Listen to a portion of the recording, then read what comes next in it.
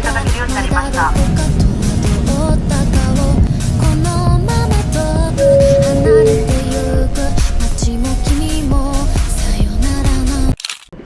guys! We're back in Japan! This time around, we are in Osaka! So right now guys, we just landed. Kakababa lang namin from the aircraft. And we'll show you around how to clear the immigration, customs, and mga eSIM, yes, or and pocket Wi-Fi. all the directions, how to go through your To Namba City. to your hotel. Yes, to Namba. So we'll show you around. Let's go. Let's go!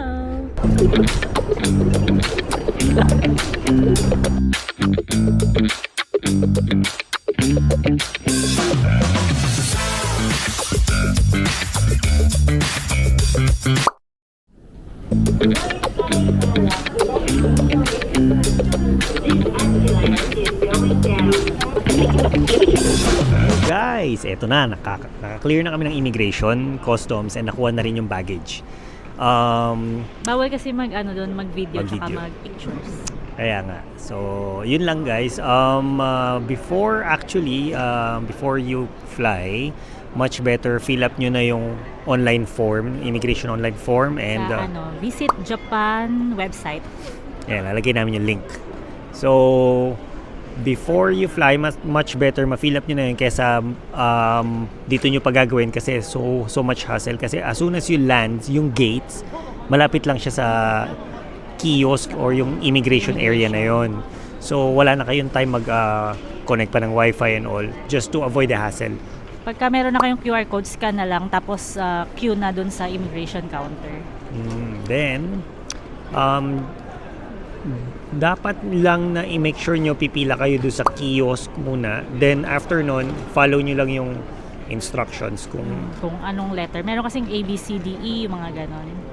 So, follow nyo lang. Nandun lang naman sa mga screens. So, as soon as you clear doon, may parang escalator going down. Sa baggage claim na. Baggage claim na. Actually, kahit mag-fill up kayo ng custom online form dun sa website, kailangan nyo pa rin ng physical form na isasubmit sa mga officers dito. Just, I think that's for their formalities na parang yung mga ide-declare. So, after that, as soon as you exit the customs, and voila! You are clear and welcome to Osaka.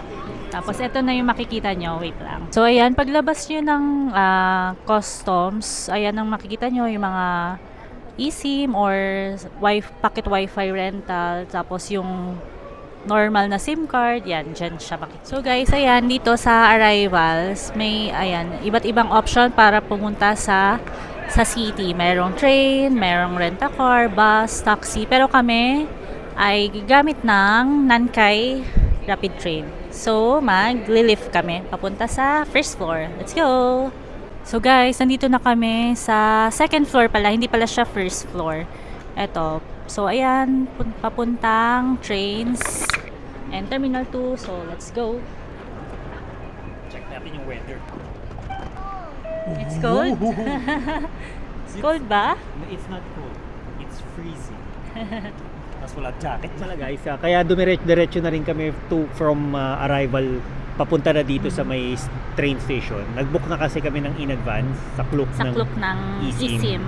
So ayaw na namin mag-pocket wifi kasi based on our experience naman para kaming naghabol para lang maibalik yung aming pocket wifi before sa Korea ata yun or Korea. So baka mamaya makalimutan mo pa, may may fee pa. May penalty pa. So eto eSIM, so much more convenient. Just make sure lang guys yung phone nyo is compatible with eSIM. So now we're going to train station.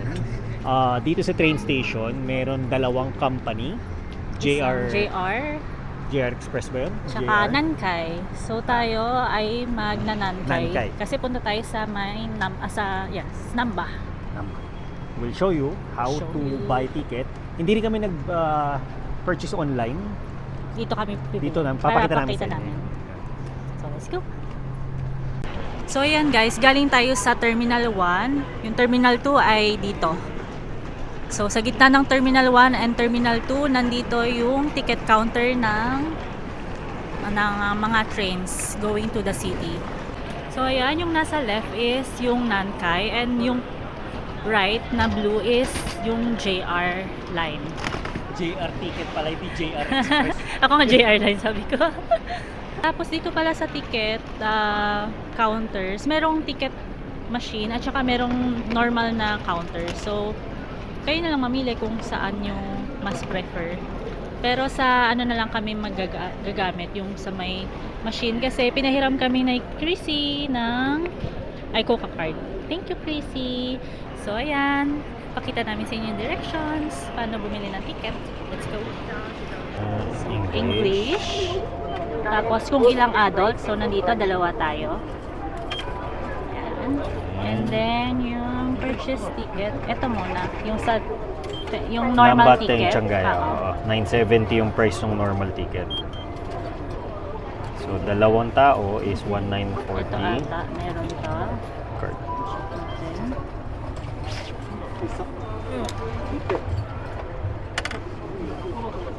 Ayun, yun yung lumabas yung laman. So, ayan. So, ayan. Dahil yan yung normal na ticket, kailangan natin bumili nung reserve seat via Nankai Rapid. So, first again, English. 2 adults. 2 adults. And then, ito. Purchase limit. Yan yung merong reserve seats. Okay, airport line. Then, doon tayo sa ito. Tenggachai. Yes. Tenggachai. Okay. Yan. Kasi merong 2 types of train din. So, ayan, mamimili ka ng Anong departure? departures. Check yung time ngayon. Time ngayon is 5:39. So, ito yung Yan, so pwede tayo next, dyan. no? Tapos, regular seat. Wala, yun na siya. Vacant is, regular seat is white. So, correct? Hindi. So, The adult, number of 2. Super seat to, vacant. So, Yan, pili na sa- lang tayo. May car number din siya. So, napindot ko na yung 4. Ito na lang tayo. Saan? 43, 44. Okay. Ito na ata. Ibahin Ay. natin. So, only limited ticket express.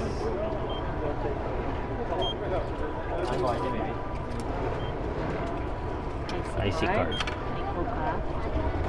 So, yan. price. For 2 persons. Inserted. Lumabas yung laman. Yan yung amount. Okay. So, So, ayan. there you go. So, ito yung may reserve seat.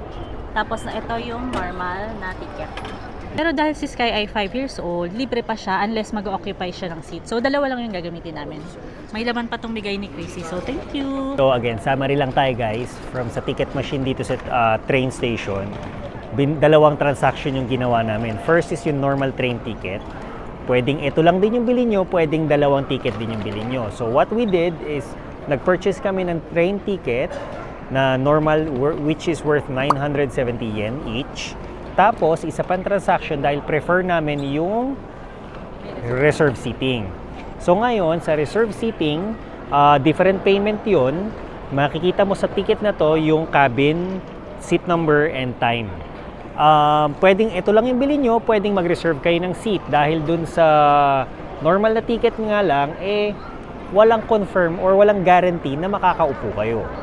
So, mas prefer namin dahil medyo mahaba yung biyahe, mas gusto naming may upuan. Alright? So, departure time natin is 18:05. Nakikita yun dito. Yala, let's go!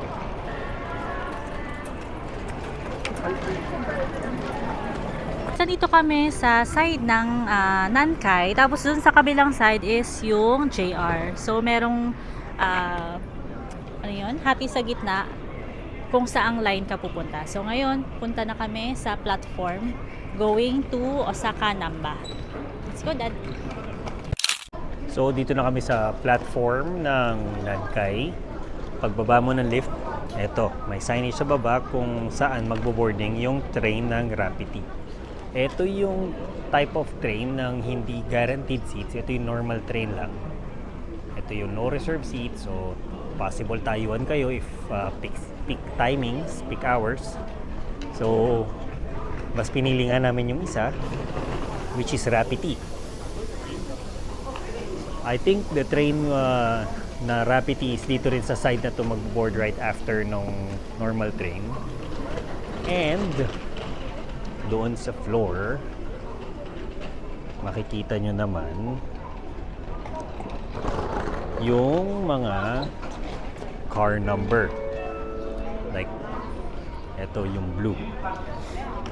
Yung blue signage na yon, makikita nyo, may car number 4. So, tatayo lang tayo doon mamaya para tapat na natin yung car number. Right now, ito yung waiting area ng lahat ng train dito, lahat ng pasahero na sasakay ng train. So guys, ito na yung ticket, ito na yung train ng Rapid, yung reserve seating. Makikita nyo naman may mga numbers yung every car. So just make sure lang you will be entering your paid car para nandun ka doon sa area ng reserve seat nyo. So, we are number 4. And also guys, meron ding mga area for luggages. Let's go.